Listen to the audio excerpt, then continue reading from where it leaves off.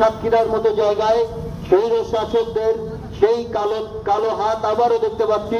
জুলাই সুন্দর বাংলাদেশ বিনির্মাণে যারা আমাদেরকে বাধাগ্রস্ত করবে, এই বাংলাদেশকে বাড়ি আমরা জুলাই গণঅভ্যুত্থানে ছাত্রদের মাধ্যমে দেখেছিলাম। রক্তের বন্যা দিয়ে বাংলাদেশকে আপনার কোন রকম কার্যকলাপ দিয়ে বাংলাদেশকে দমিয়ে রাখা যাবে না। সুন্দর বাংলাদেশ বিনির্মাণে আমাদের সাতক্ষীরা এনসিপি জাতীয় নাগরিক পার্টি অবস্থান কর্মসূচি দিয়েছে। এই অবস্থান কর্মসূচি শুধু যারা এনসিপির সাথে সম্পৃক্ত তারাই শুধু রাস্তায় দাঁড়াবে নয়, যেহেতু আমরা বাংলাদেশ জানেন প্রত্যেকে তারা দেশের বাইরে, অথচ দেশের বাইরে থেকে ফেসবুকের মতো মিডিয়া থেকে তারা বিভিন্ন আমরা জনগণকে সাথে নিয়ে আবারও বাংলাদেশ সুন্দর হোক, সার্থক এবং সফল বাংলাদেশ গড়ব ইনশাল্লাহ। দুঃশাসন চাই না, আমরা স্বাধীনতা চাই, আমরা বাক স্বাধীনতা চাই, আমরা আমাদের স্বাধীন আমাদের যে জুলাই তৃতীয় স্তম্ভ অগ্নিসংযোগ হয়েছে, আমরা ইতিপূর্বে জানতে পেরেছি যে এটি নিয়ে প্রশাসন একটি কথা বলেছে। আমরা সবাই জানি যে এটা নাকি একটি মিথ্যা গুজব ঘটনা।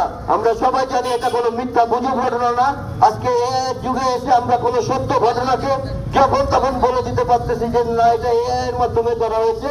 কিন্তু জুলাই তৃতীয় স্তম্ভে যে অগ্নিসংযোগ হয়েছে এটা সাতক্ষীরার বুকে মিথ্যা গুজব কিছু নয়। আমি প্রশাসনের দৃষ্টি আকর্ষণ করছি, যারা এই কাজে সম্পৃক্ত ছিল এবং এই কাজে যারা সহযোগিতা করেছে এবং ফলপ্রসূ করেছে, অগ্নিসংযোগ করেছে, আজকে সাতক্ষীরার প্রশাসন সজাগ হতে হবে এবং তাদেরকে দ্রুত বিচারের আওতায় আনতে হবে। তাদেরকে দ্রুত বিচার না করলে আমরা মনে করবো যে প্রশাসন এটার সাথে জড়িত, কারণ এটা কোনো মিথ্যা ঘটনা নয়। আমরা দেখেছি, সবাই জানি, ভিডিও ফুটেজ আছে, এটাকে এআই বলে উড়িয়ে দেওয়া কোনো যুক্তিযুক্ত কথা নয়। আপনারা ইতিমধ্যে জেনে গেছেন যে আজকে আমাদের প্রতিবাদ এবং বিক্ষোভ সমাবেশ সারা বাংলাদেশের ন্যায় সাতক্ষীরাতেও।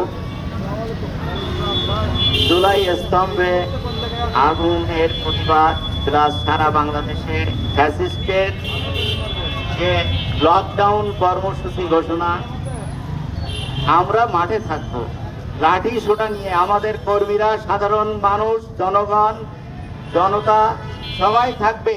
এই ফ্যাসিস্টের যে আন্দোলন কর্মসূচি ঘোষণা করছে, যেখানে যে অবস্থায় আমরা দেখতে পাই, যেখানে পাই, আমরা আগে তাদেরকে গণধোলাই দিব, তারপরে পুলিশ প্রশাসনের কাছে পড়ে।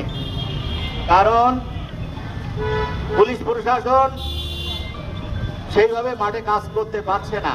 আমরা দেখেছি বিগত দিনে বিভিন্ন রাজনৈতিক দলের উপরে যে ধরনের দমন নিপীড়ন হয়েছে, সাধারণ মানুষের যেমন দমন নিপীড়ন করেছে, সেই দমন নিপীড়নের থেকে আমরা যেটা বুঝি যে এখন এই যে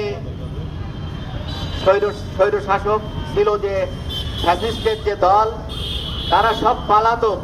তাদের দলনেত্রী থেকে শুরু করে সমস্ত নেতাকর্মী সব বাইরের দেশে পালাতক। সেখান থেকে ফেসবুকে ঘোষণা দিচ্ছে।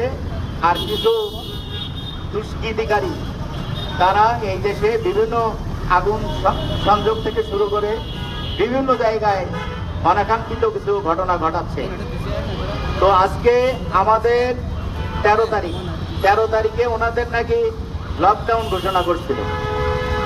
লকডাউন তো হবেই না, প্লাস এখানে যে ধরনের ওরা নাশকতার চেষ্টা করবে সেটা সর্বস্তরের মানুষ নিশ্চয়ই প্রতিহত করবে ইনশাআল্লাহ, আমি মনে করি।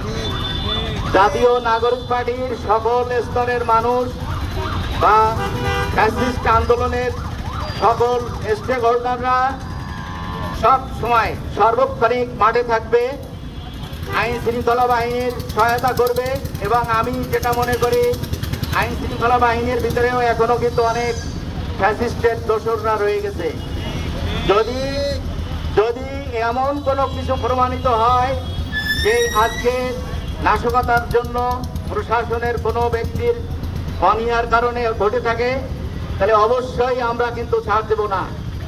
এবং আমি প্রশাসনের কাছে দাবি রাখতে চাই, বিগত দিনে যারা ফ্যাসিস্টের সাথে সম্পৃক্ত ছিলেন, এখন এই ফ্যাসিস্টের এটা ভুলে যান, এই দেশে আর ফ্যাসিস্ট সরকার ফিরে আসবে না। অতএব নিজেদেরকেও পরিবর্তন করেন, এই মুহূর্ত থেকে পরিবর্তন করেন। পরিবর্তন করে দেশের জনগণ, দেশের মানুষের স্বার্থে কাজ করেন আপনারা।